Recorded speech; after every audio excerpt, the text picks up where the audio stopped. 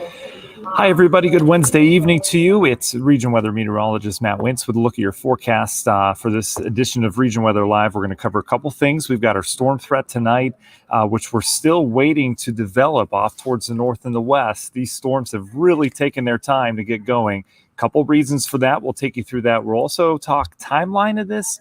Also, some of the latest model runs take this further off towards the east. We'll show you everything that I've seen over the last half hour of combing through all the data. We'll have that all in this edition of Region Weather Live.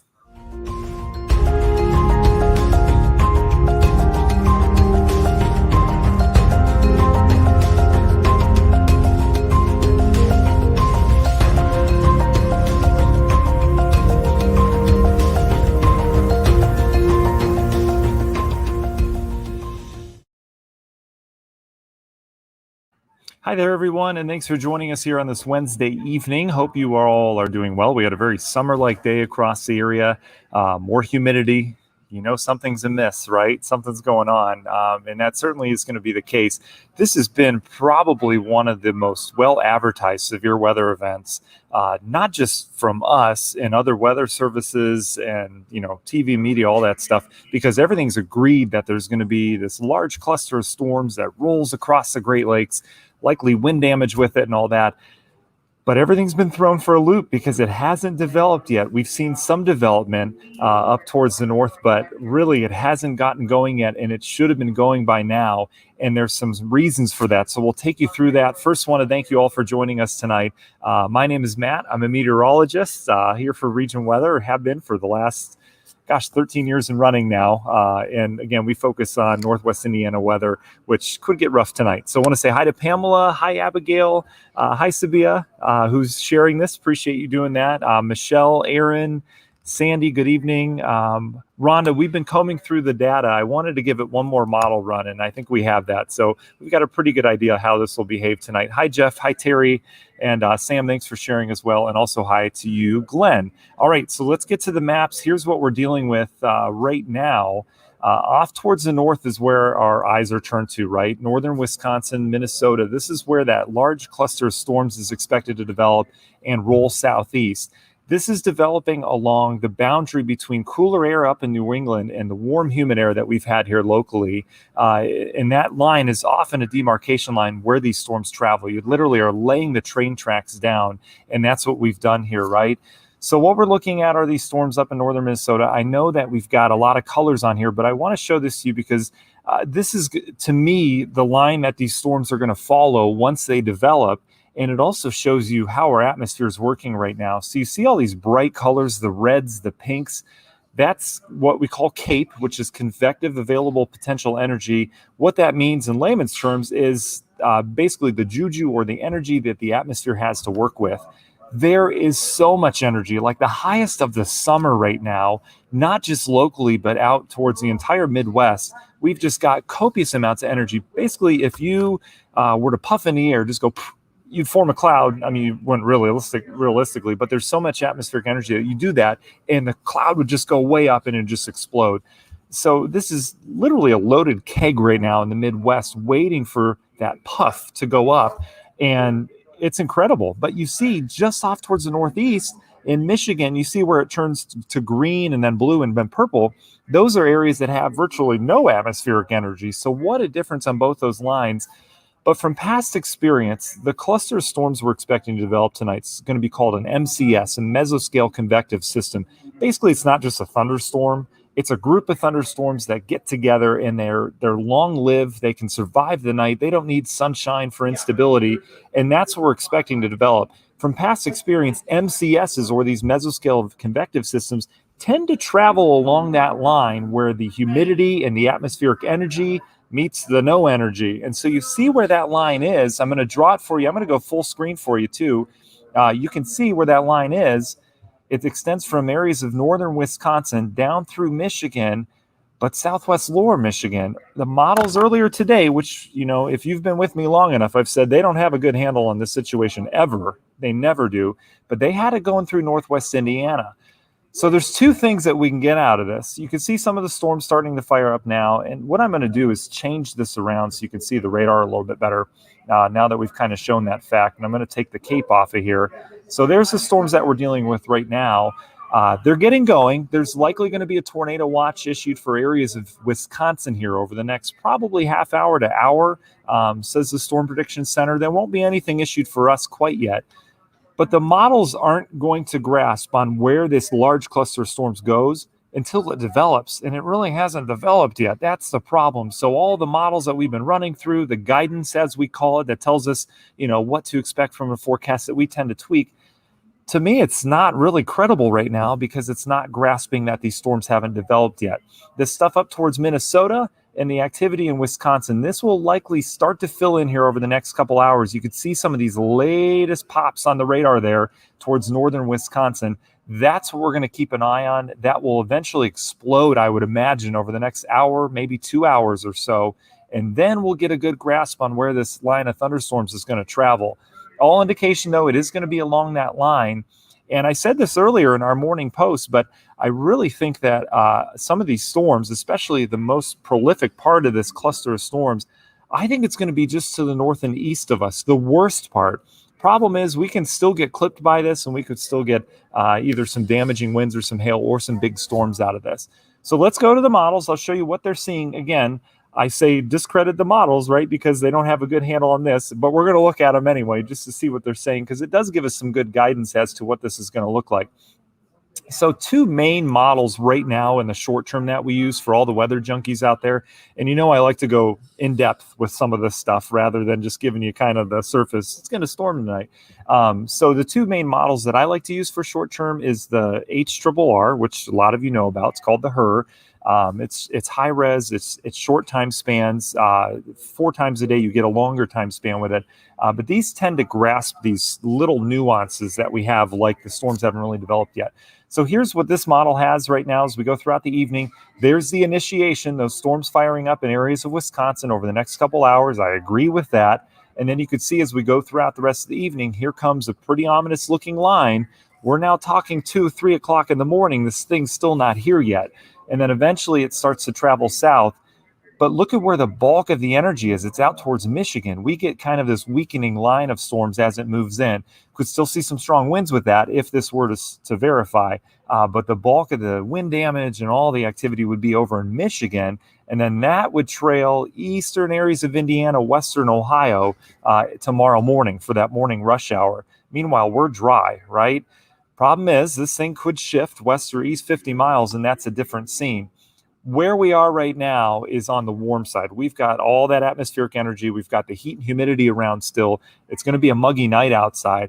And because of where we're situated with this complex as it shifts south, the risk for flooding is higher than it is on the other side of the system, because you see what happens here on this model. The storm goes through, and then you develop this heavy rain that just kind of trains over the same areas in Michigan. That would be my main concern tomorrow, or actually tonight, but really tomorrow morning, is that we get redevelopment if we fell on that side of the storm system, and flooding could be a risk. But if you take the HRRR for granted and you take it, for what it's saying right now, we get maybe some gusty winds and some rain and maybe a couple rumbles, and that's it. And then we're done. Everything else is east of us. All right. I'll show you a couple other solutions, though, as we go through time. This is another model I like. It's a version of the NAM model, but it's called the NAM Nest. It's more high res, and they have different things in the algorithm that determine where the storms go. Bottom line, it's a different model. All right. For those of you who don't care. Thanks for nerding out with me, by the way. You can see how this one goes. This develops the storms in Minnesota, in northern Wisconsin, which is a little bit further north and west. So I don't really want to credit this one yet, because I think they're going to develop in northern Wisconsin. So it's already off by 25, 30 miles. But you see, as we go through time, this model, the NAM Nest, actually brings some of the strongest storms through here. So that is where we still are saying, yeah, there's a storm risk tonight. We know that. And you can see how it does bring that cluster over towards areas of Michigan and then eventually Ohio. Once that clears out, there's still a chance of storms tomorrow afternoon. I do think it'll be pushed further south, but the frontal boundary is not attached to this cluster of storms. The frontal boundary is well behind the storms. So we're going to be rolling around here Thursday night, and the front still hasn't gone through yet. So we could still see some pop-ups, but I really have a feeling they're going to be south. I think it'll mainly be this first round that we need to worry about. So that's what we're dealing with. These storms tend to, when they cluster up like this, they tend to be prolific. Lightning producers, you tend to have damaging winds are just very likely on the leading edge of it. In fact, the Storm Prediction Center, we shared this earlier, they've shifted this a little further north and east, but you can see we've got the coveted moderate risk, which is it's not rarely issued, but we don't see that very often. So they're pretty confident in widespread severe weather this evening. We can look at the different dynamics. And by the way, this is all in regionweather.com all the time. There's a severe weather tab. You can always click on that and see the day's severe weather, the day's tornado risk, wind risk across the country every single day. We put that on there as a nice resource. And we've gotten some feedback from a lot of you that you like that because you don't have to point and click. It's all just spelled out in pictures for you. So just so you know, that's there.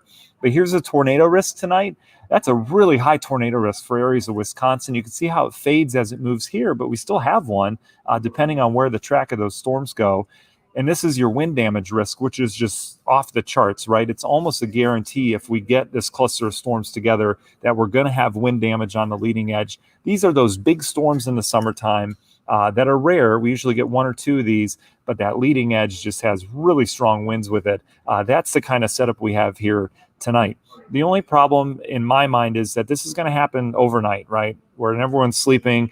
So just make sure you have your phone charged, just in case this thing comes into our area. If it heads east, that's great. Best case scenario, it misses us, right? But charge your phone. Make sure you keep it on with your alerts on for those severe thunderstorm warnings. Hopefully you have them activated on your phone. And then hail risk, not worried about that tonight. It's mainly wind damage. Tornado, can't rule it out, but I really think it's going to be a wind damage threat locally. And then after that, this is the good news about everything. These are the dew points. This is how muggy it feels. The orange is on here. That's muggy air, right? You'd expect that for summertime. Watch what happens this weekend. So we got some humidity now. We got humidity tomorrow. Remember, that front's not through yet. But then tomorrow evening on into Friday, that is a really nice air mass coming in. Friday looks fantastic. I mean, like so good for this time of year. And you can see how that drier, cooler air works into the eastern half of the country. Another system zips down here on Sunday. That's our real next chance of rain. We got a little humidity out ahead of that. Nothing by August standards. It'll be August by then, right?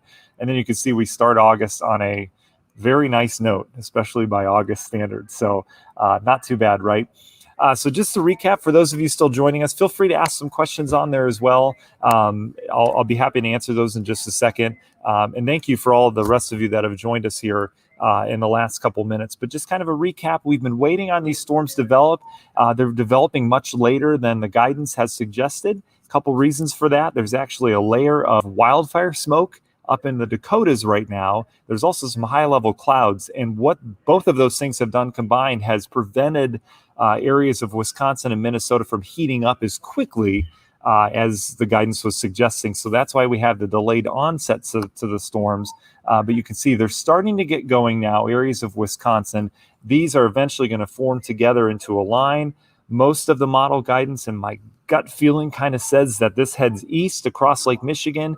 We may get clipped out in Porter, LaPorte County, but it's just too early to call on that because there's not a really good sample of what these storms are doing yet because they're late, right? They haven't developed yet. So once they get going, we'll have a pretty good track on where we think they're going to go, how they're going to develop. But we're going to need another hour or two on that just because they're developing now. So that seems to be the issue. Okay. Hope that makes sense to everyone. I hope that helps. And I certainly appreciate all the nice comments on there. So let's get to some of those, shall we? Susan says, hi from Hobart. Debbie says, me too. I don't see what the me too. Oh, you'll be up. This could be a late night. I'm talking like 2, 3, 4 o'clock in the morning. So just make sure you keep your phone on for sure. Gail, you're welcome. Absolutely. I think it's Amy. I like how you spell your name. Yeah, and I have kiddos too, for sure. Don't lose sleep over something like this. Okay. This isn't a once in a lifetime event. This happens every single summer. We get a large cluster of storms that rolls across the Midwest, right? This hasn't even come together yet. As of right now, that big damaging wind threat, Amy, looks like it's going to be east of here. We just really have to keep an eye in the next couple hours. And I'll put out another update here in about probably 2 hours or so once we get an idea of where these are going to go. But again, if you get strong winds, we've had that already this summer with some storms. This one would just be a little bit better organized. So don't lose sleep over it, please. And the kids are fine next to windows. Elijah says, end of July, we haven't seen a good thunderstorm. I agree. Elijah, my gut says that we aren't going to get the bulk of this. I think it's going to head over in Michigan and eastern Indiana. We'll see, though. Well, we don't know. Faith, go east, Mr. Storm. Ben, you're welcome. Thank you so much. I appreciate your support as well. Luann, yes, you too. Hi. Stay safe, everybody. And Terry, thank you for your kind words. I really appreciate that. So that's what we're going to be dealing with tonight. So you're not done with me, unfortunately. We'll keep you updated. We'll have another update on regionweather.com, and we may break in here. I'll be probably at home at that point, and I don't have my at-home studio like I did during the quarantine. So that's kind of where we're at right now. Debbie's going to be up waiting. I appreciate that. Jen, thank you very much. I appreciate you guys just as much. Okay. All right, Gene, you're welcome. Debbie asked a great question. Can the lake turn off these storms? Sometimes, Debbie, yes. In tonight's case, no. I've been asked that question a couple times tonight. Some coworkers and I were talking about that as well. No, tonight's setup is more atmospherically driven rather than like surface driven, whereas, we need the heat to support storms. Tonight's is totally different. There's a low level jet, which is a constant feed of moisture coming into this. There's a boundary coming south. So these will survive the lake. There's no chance that these things die over the lake. So once the storm cluster comes together, we'll see how it kind of looks when it comes together, but it's going to roll. It's going to roll all night. There's nothing that's really going to slow this down.